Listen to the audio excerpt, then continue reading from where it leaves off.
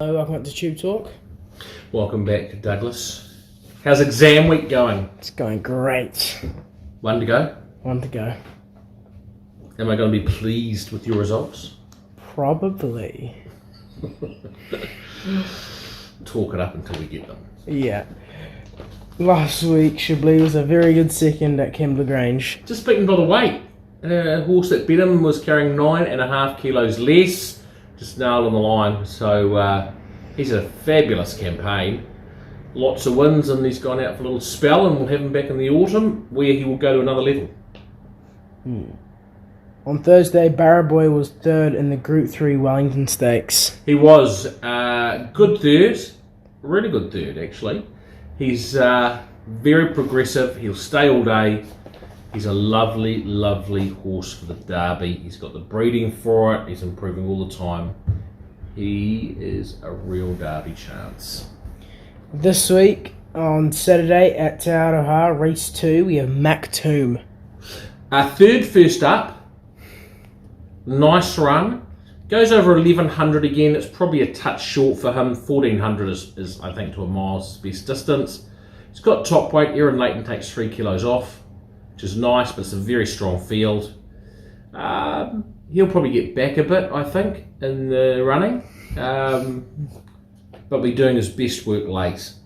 We'll run a nice race, but 1400 metres next start will be much better fit for him. Race 4, Margaret Jean. Awful barrier draw, but very talented stayer. She won last start, won well, ran clear of them. Lovely to have Vinnie Colgan in the saddle. Look, from that draw, she's going to have to get back. She'll probably get back, hopefully have a few behind her. She'll have absolutely no problem with the distance.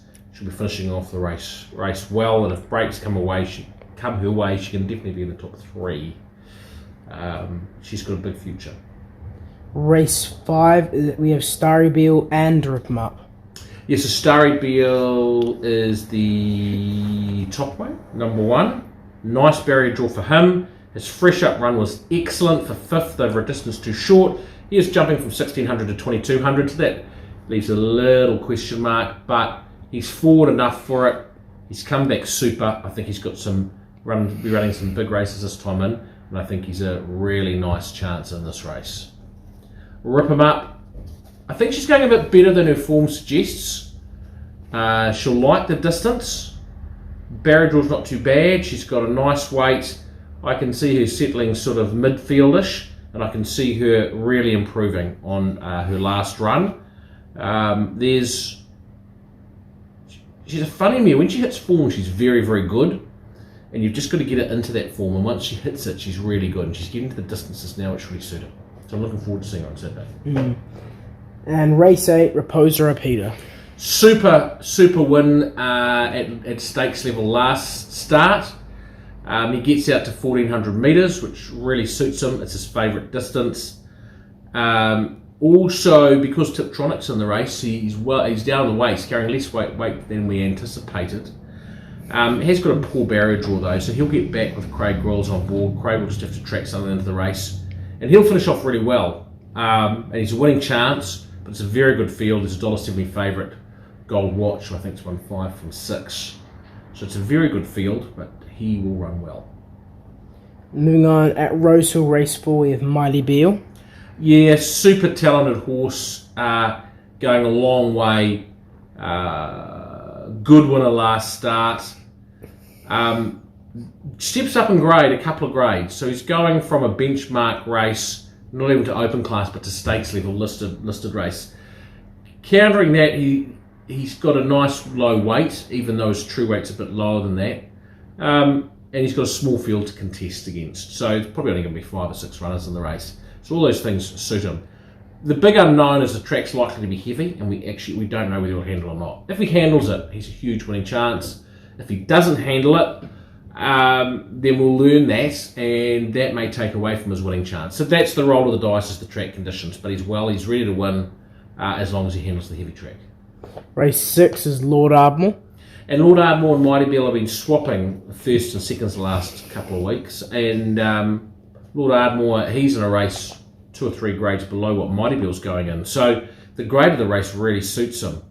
He's got a big weight to carry, 60.5, and we take 2 kilos off that with Tom Sherry riding, so 58.5.